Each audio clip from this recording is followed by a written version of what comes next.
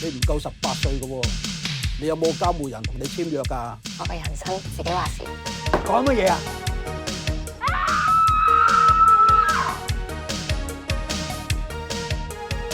嗱，呢行咧就好似夢工場咁，不過好夢定噩夢就睇你自己啦。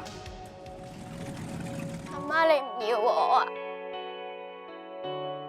你唔好以為你同佢離婚就得，佢愛嘅人係我啊！好似而家你咁嘅能力，再拍落去都拍唔到咩出嚟嘅。呢部戲我好想你嚟睇，你睇完之後就會明白我係幾咁用心去演戲。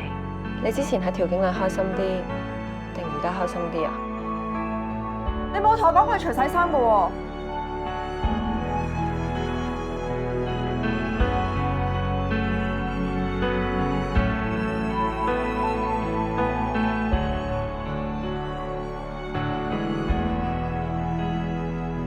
我係唔會咁易放棄㗎。